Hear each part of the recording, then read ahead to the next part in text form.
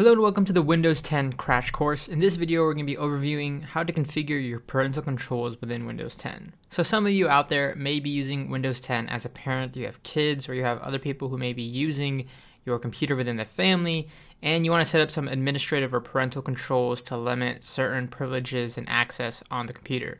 This can be from gaming to just general overall usage. This is really great for monitoring and making sure your kids are safe and just making sure they don't run into explicit content or abuse the privileges on Windows 10. So that said, let's go ahead and jump into Windows 10. So here we are in Windows 10, and we're going to go ahead and talk about how you can go ahead and turn on parental controls for a standard user account. But the first thing you're going to need to do is, of course, set up that account first and foremost. Because right now I'm on an admin account, so I'm going to need to go ahead and set up another account in order to test out the settings here. So what I'm going to do is I'm going to go ahead and open up my start menu and search for control panel here. We'll open that up, and then we'll go into user accounts, and then we can click on user accounts right here. And then what I'm going to want to do here is you have a couple options. You can do things like change user account type, things of that nature. So right now I'm obviously on an administrator account. You're going to need to be able to do this, of course, to set up accounts for your kids or what have you. And what I'm going to do here is I'm going to go ahead and click on make changes to my account in PC settings. And it's going to go under your account. And what I can do here is I can add a Microsoft account or add a work or school account. So you can go ahead and click on this to add an account here, for example. So you can add accounts that way, of course. You can go ahead and have people sign in that way, depending on your preferences. Or you can sign in with a local account instead. So that gives you the option to also use a local account if you want to do that. But if you go back into your actual account properties here, you can go ahead and just click on manage another account. And then you can click on add new user in PC settings. So this allows you to do the same thing, but specifically for family and other members here. So there's multiple ways you can essentially set up other accounts outside of just your Microsoft one. You can do it locally. You can go into your account settings like such and then set up a family member here, or just other users, for example, guest user accounts. You can do that as well if you don't want people seeing your private information. So we'll go ahead and add a family member here. So we're going to go ahead and wait for this to load here.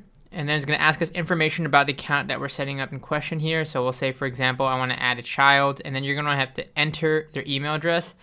And then if you see here, you can designate if they do not have an email address. You can just click on right here, and it's going to go ahead and move on from that step here. And then next, you're going to go ahead and fill out this information here.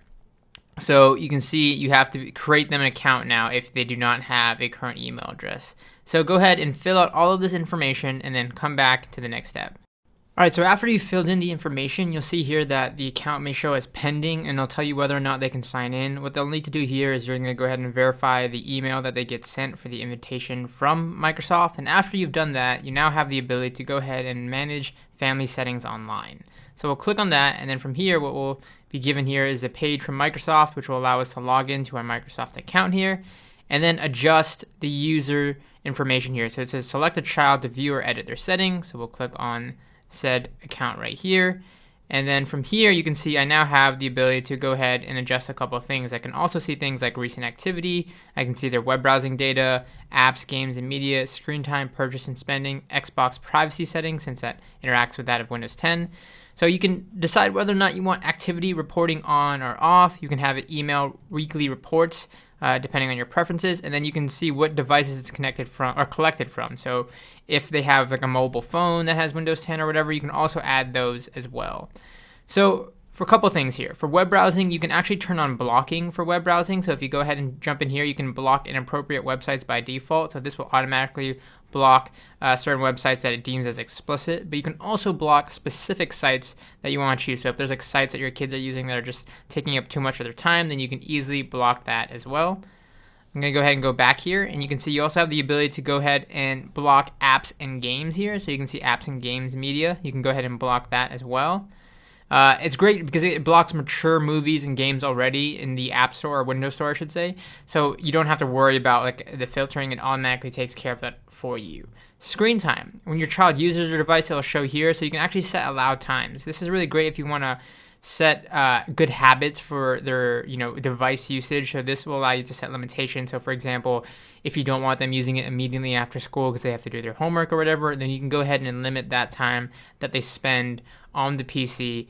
And again, this is all managed centrally from your Microsoft account. So that's the great benefit to having that. You can add your family members under your Microsoft account and then monitor all of their usage easily there. Again, you have the freedom to explore safely, knowing that they'll be browsing the web and only seeing great sites, nothing too explicit. You can, of course, do specific blocking, making sure that they're playing games and getting apps that are appropriate for their age group within the Windows Store. Of course, if they're older, you can adjust the filtering settings. And of course, making sure that they manage their time better on not just the web, but the screen time in general. So, their account and how much they can access the device and use the computer. Or, again, since it's all Windows 10 based, if they have a mobile phone with Windows or what have you, you can also manage that as well from one place. So again, this is how you manage a user account as far as, if you're a parent and managing your parental controls. It's a great way to do it centrally, all within, Windows 10 across the board, whether it's a PC or mobile end. You simply set up a user account for them and then go in online and make sure that you verify their Microsoft account. And then from there, go ahead and set your filtering options depending on your preferences, and it's that simple and easy. Hope you enjoyed this video. Be sure to check out more videos upcoming in the Windows 10 Crash Course. Thanks for watching.